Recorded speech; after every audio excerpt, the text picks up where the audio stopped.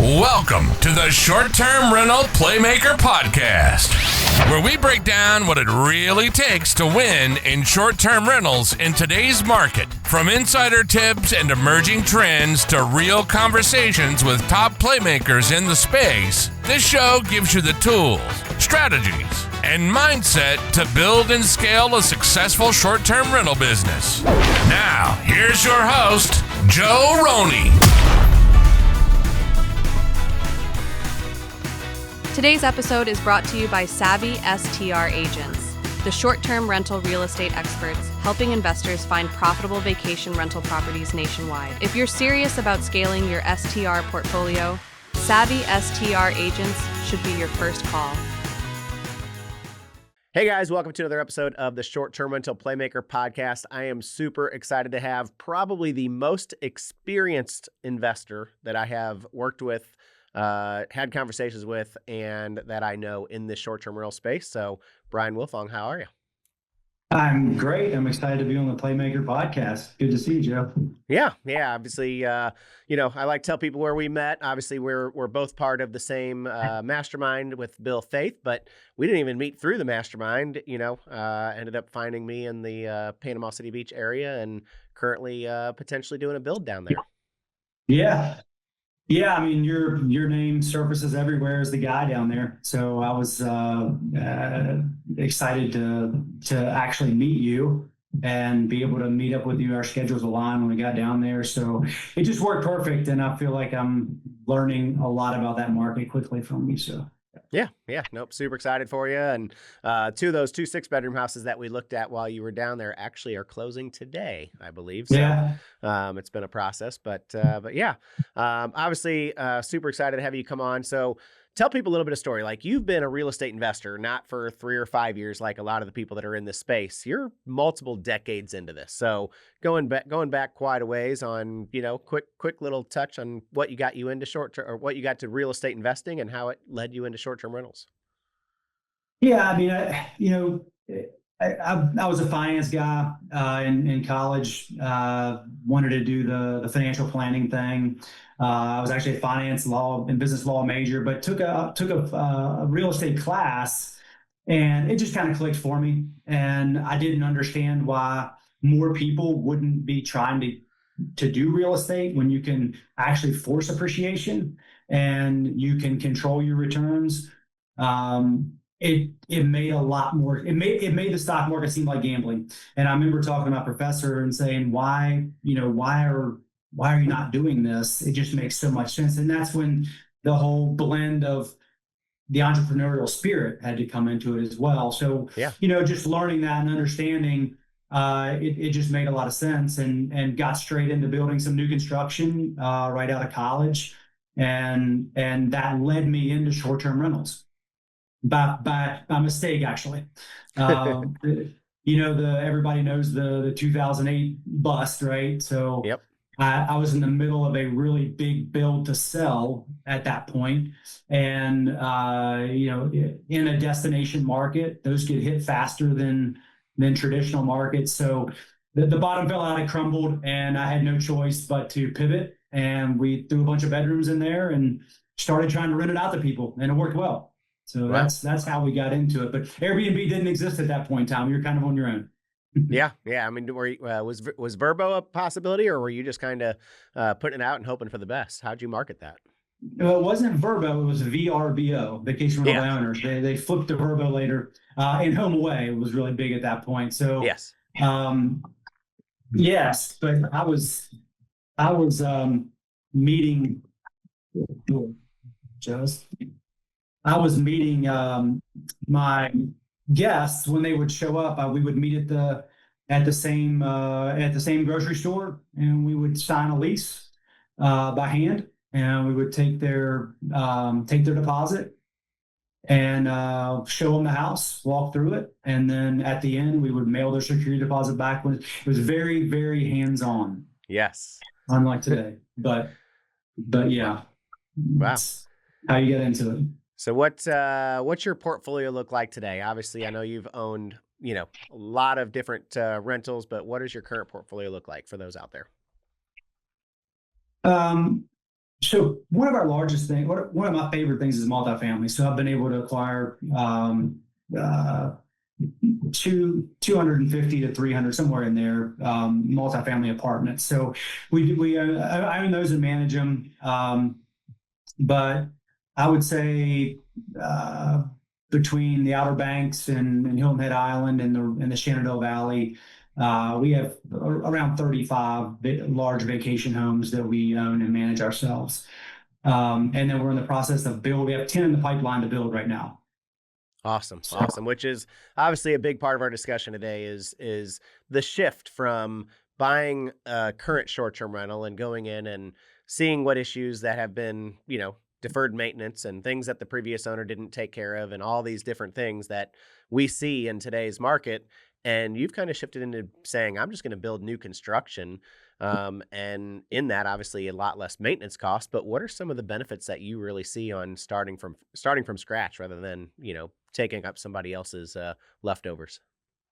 Yeah, so we've flipped a lot of vacation rental properties, old houses that we've tried to change walls and adjust and add bedrooms and all the things that people are all trying to do to maximize the square footage. And it's fine. We've done well with that, but there's kind of a magical space in where I'll say the money's made, where construction meets hospitality, in that there's a margin in there that a lot of people, it's not a secret. It's just nobody's really teaching it. Right. Yep. I mean, if you can act as your own general contractor, which I got my contractor license, but you actually don't necessarily have to do that. There's a lot of municipalities that will allow you to be your own GC if you own the property. Sometimes it's just primary, sometimes it's an investment as well. But I went ahead and got my license so that I could control the project and build the project myself. Now, if you don't have, for me, my time is very important. So I want to take back my time and not spend my whole time being a contractor. So I have a project coordinator. That project coordinator runs the projects for me, allows me to do multiple at a time. But the reality is there's a 25 to 30% margin that's built into that project when you're complete. And so I like to think of it as, engineering your return as opposed to letting the market give you your return from an equity standpoint. And so we've had a lot of success with that, and I enjoy doing it because it also allows you to build and maximize the square footage from the start to optimize that build as a revenue machine, so to speak, other than just building a house. I mean, obviously, it sounds like the returns could be way beyond your 20% ROI that everybody's looking for today when you're building in that extra 20 to 25% up front. I mean, are you seeing 30+%, 40% plus returns on builds even in today's market? Well, so yeah, when you act as the general contractor, I've been able to save sometimes $50 and as much as $100 a square foot building that house. So you equate that into a 4,000 square foot home at $50 a foot, that's $200,000 in equity that you have day one. If you can save $100 a foot, that's $400,000 in equity that you have day one at CO that you didn't have if you had to hire a general contractor. And again, if you have a project coordinator that's running that, it's really just savings for me as the owner. So a lot of guys that are in the hospitality space that are really good STR buyers and hospitality guys, they don't know a lot about construction and optimizing square footage. Yeah. And then a lot of your contractors that are out there building these homes for the STRs, they don't know a lot about the hospitality space. So to be operating right in the middle really allows you to maximize that property from day one.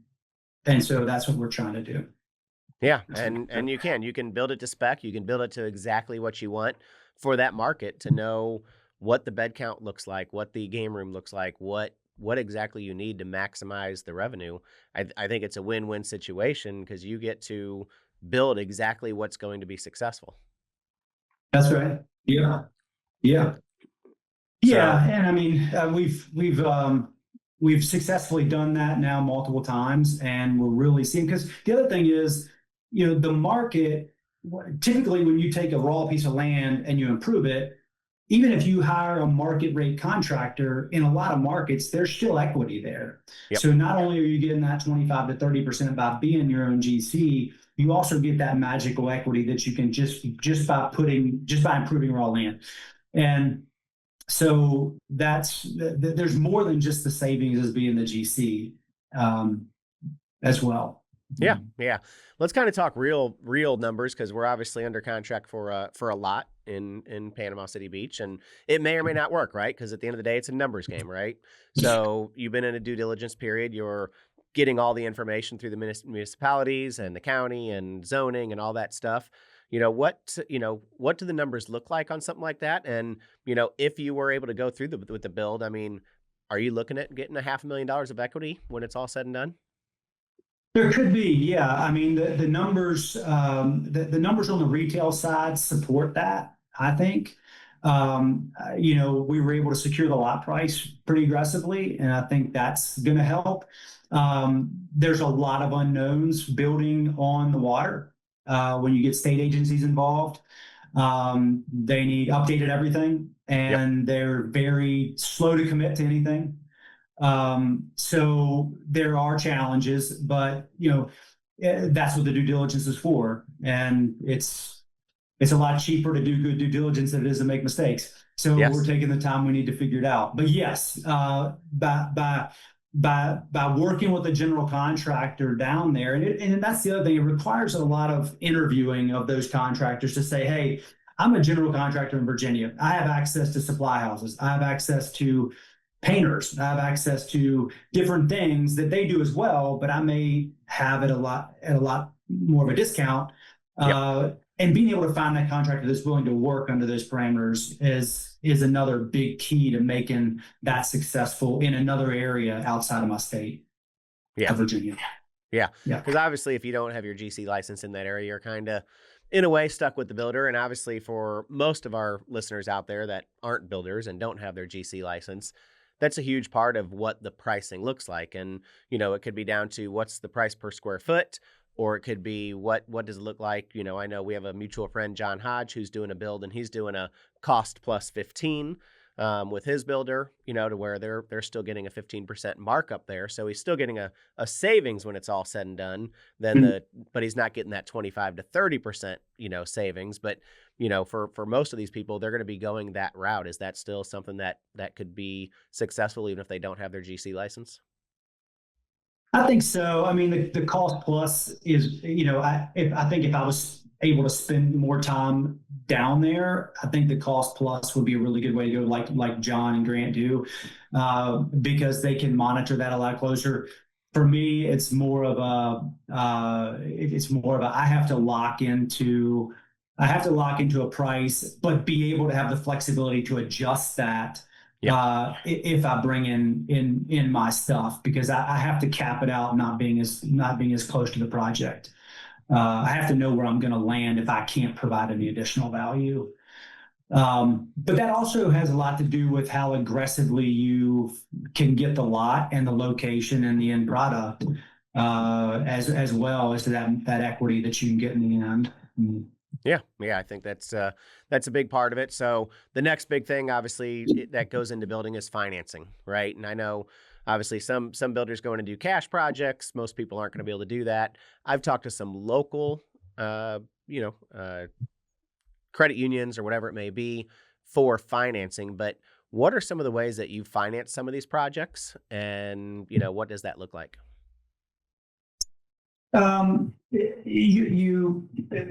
You have a lot of power with the bank if you own the lot. So if there's a way that you can secure the land, it makes the whole discussion with the bank regarding your construction loan it just makes it a lot easier. But in a lot of cases, you can't do that. So what I've done is, so when you're the GC on the project around here, I can do things like credit on equity. So if I go into my banker and I say, hey, I'm going to build this for $150 a square foot, but if this contractor or if this person over here brings their contractor in, he's going to be building for $225 a foot. So they're going to need a lot higher construction loan than I need. Yep. So since I'm building cheaper, then I'm going to ask the bank to allow me to have credit on that equity as the GC. And you can do that. Again, you can do that with your own property if you own it. And so I've been able to secure lots and construction loans without any money in the deal because of that credit on equity as the GC. So that's one thing. But I do like to own the lots. And as I go into the construction loan, but it's typically from there structured like anything else, 1 year to 12 months to 18 months interest only, and then it just rolls into permanent financing at the end. Yeah, I mean the credit union that I talked down in PCB, because my wife and I are looking at building a property down there. They're local. They're offering 75% LTC. With, at the time it was 6 to 6.25%. Obviously interest rates have gone up and that's going to fluctuate, interest only. And then obviously if we could get into that build for 80% or 85%, what the final is, we potentially could be into that property for, less than a 10% down payment when it's all said and done. Of course, like you said, securing the lot in advance, before you do that. And is that some of the other type of deals that you've seen with local credit unions or local bankers? Yeah, and I've also seen banks that'll do, so initially you may have to put capital on the front end, 80% loan to cost, like you talked about, but they also will do a percentage of that after the appraised value once the project's done. And oftentimes, once the project's done, when you get that appraisal, you can then oftentimes cycle some of your money back out. So yes, at the end of the day, you can be in for much less into the total project than you would if you just went out and bought a traditional STR with a DSCR loan and had to put 20% down plus closing costs. Which absolutely, that's where your cash on cash return shoots through the roof. Like this is where people are getting correct 25, 30+% cash on cash returns because you're able to pull that money out. Similar to what you're doing on as I call a BRRRR method. But on a new construction, you can do the same type of thing. Yeah, because your rents are what they are, but if you can pull cash out, the less you have in the deal, the better your cash on cash return. And that's exactly what everybody's trying to get right now in the short-term rental business. And through this construction process, you're exactly right. You can maximize that. Absolutely. Yeah. Yeah. So what are some other, hiccups that somebody getting into the building and construction, like what are like just 4 or 5 bullet points of saying, okay, these are a couple things to really be wary about, or these are some things that you look at to make sure that your ducks are in a row before you move on into a project? Well, it's all about budgeting. Renovating a house that's you need to go in and swap out the kitchen and countertops, put down some floor and paint and then your furnishing can be easy. New construction has a lot more challenges. So what you don't want to do is end up, messing up that budget and then ultimately not being able to hit your target cash on cash or whatever you're trying to accomplish. So we do a lot of extra budgeting. So oftentimes these vacation rentals are unique. They're on the ocean or on the Gulf. The one I'm building right now is down on the river. It's 9 feet in the air, up on stilts. So just understanding what all those costs are in the new construction process is probably the biggest challenge from just going out and buying a retail home. That, and then obviously we want to make sure we're purchasing in the right markets and do all the regular due diligence that we do before we buy a short-term rental. But there's more licensing, there's more paperwork and things like that with new construction. But for the most part, if you're looking at that 25 to 30% magical return, it just makes a lot of sense. Yeah. So I had a call with somebody today that actually just got done with a build in PCB. And, he kind of went into it as I'm going to spare no expense and $40,000 in appliances and $50,000 in a golf simulator. And, here we are. And he just got done building and the appraisal came in, $100,000 to $200,000 less than what he's building for because he, went and splurged on things that didn't give him an ROI or wasn't going to increase the value in his space. Is that something that's really important, obviously, in the STR space as well to look at? Budgeting is crucial, and I don't know, I can't tell you the number of times where we've done an initial budget with, hey, this is what I'd love to do in this house, and it would be amazing. But then, we look at the comps in the area and say, yeah, that's not going to work, just because we can't get that crazy with it, and so we'll dial that back and make sure we protect that margin.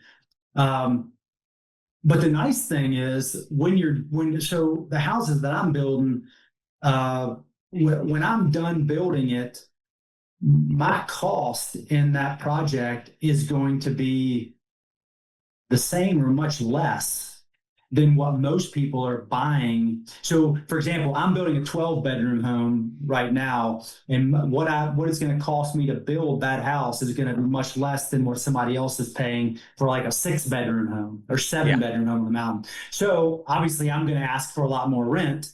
But in a situation where rents were to decline or something like that, I can still offer my 12-bedroom house at the same price as a 6-bedroom home, and I'm always going to be the shining star. Yep. So, but yeah, to get back to your initial question, the budget is so important, and you can't go crazy with it. You've got to pay attention to that after repaired value on appraisal. Yeah, I think it's something to really talk about, because, it's just like if you were to go to a builder today to build your first ever residence, and, there's a big sign that says build here for $399. And then when you go sit down with your person to plan out everything, I want to add the fireplace, I want to add this and this flooring and that flooring, and all of a sudden your $399 is now $550. Now you're at the top end of the subdivision. I think that's something for people to think about when you're building in the space. You have to understand the market and what you're building next to.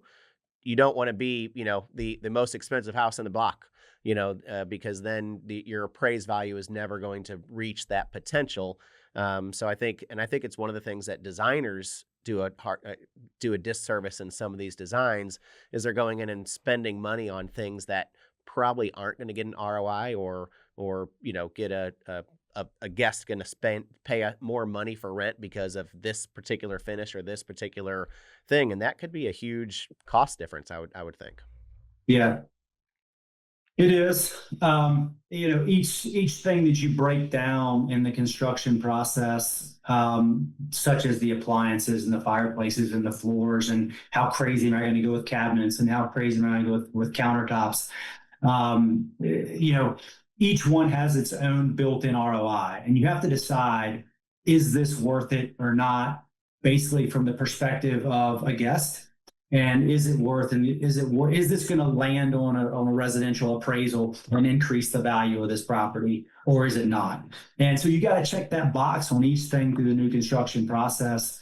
And we do that. We've learned to not go crazy with cabinetry, because guests don't use a lot of cabinet space, right? I mean, they come in and they need the few things that they need, the glasses, the cups, the plates, whatever, but they're not going and using a lot of cabinetry space. So it doesn't make sense for me to go put in a $30,000 custom cabinet set.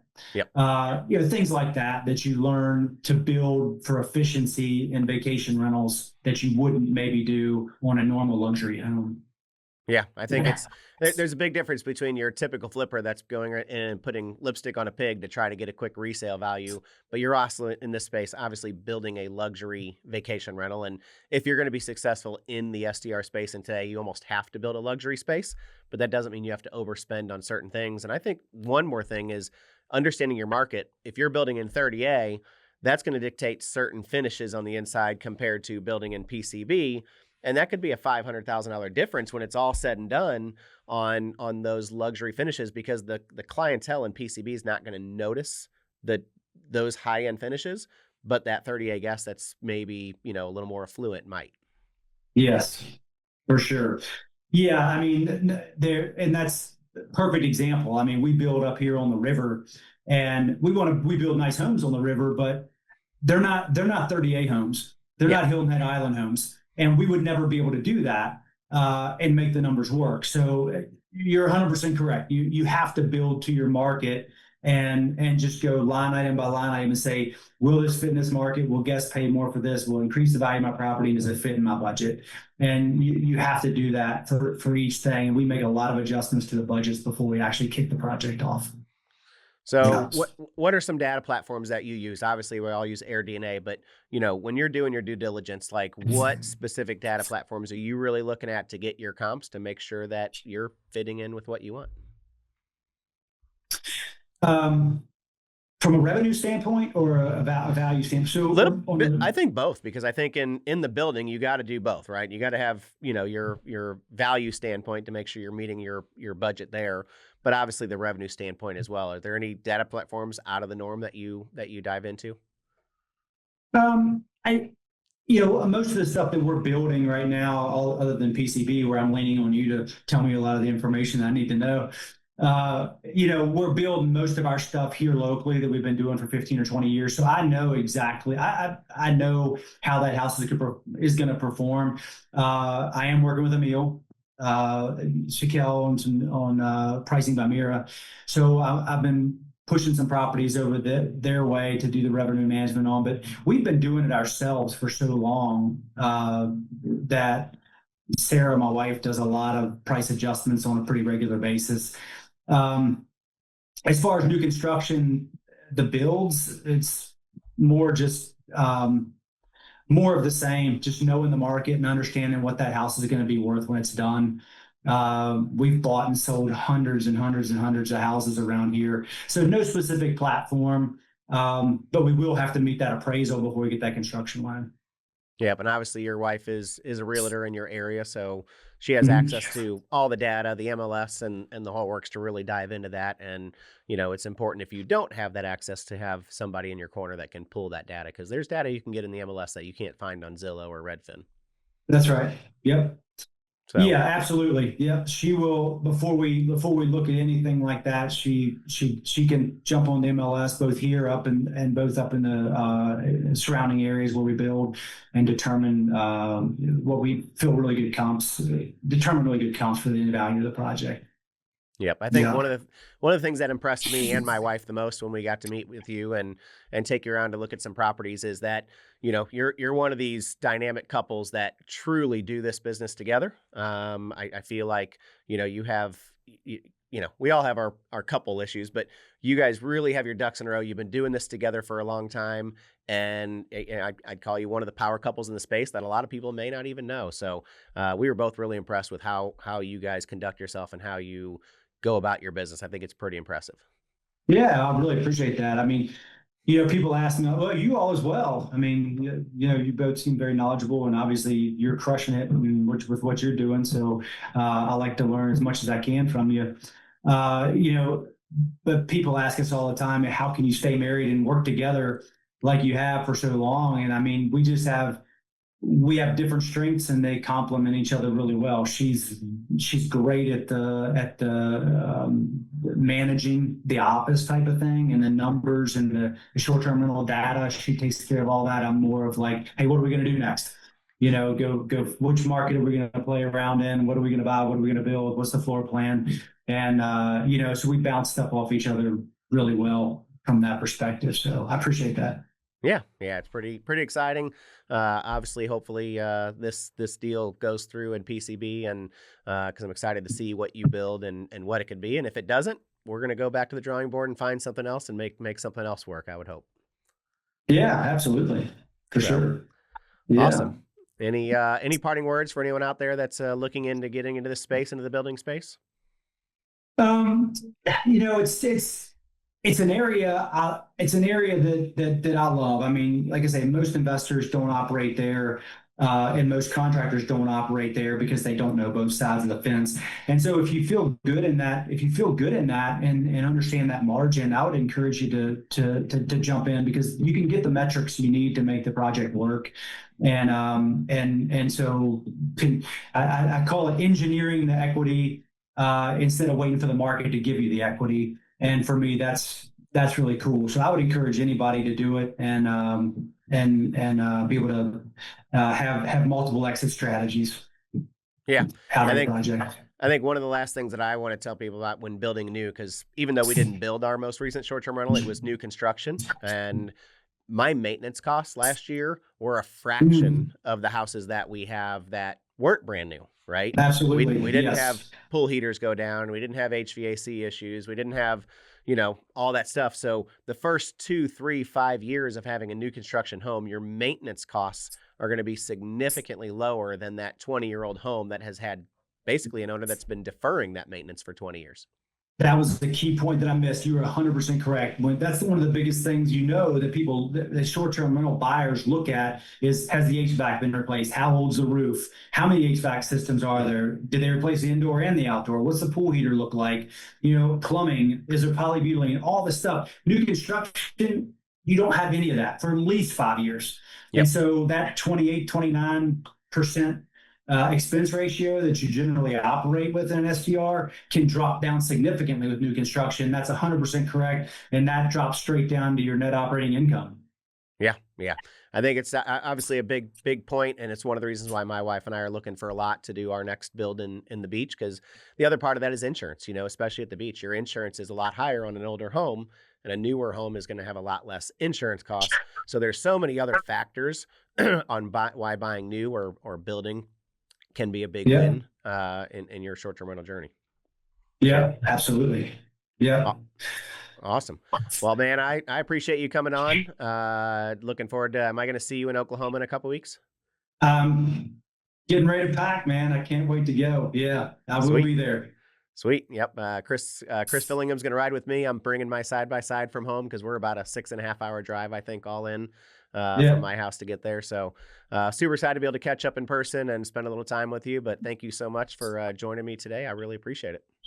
Yeah, thanks for inviting me, man. I had a great time. Appreciate it. Yep. For everybody else out there, thanks for listening to this episode of the Short Term Rental Playmaker. We'll see you next week.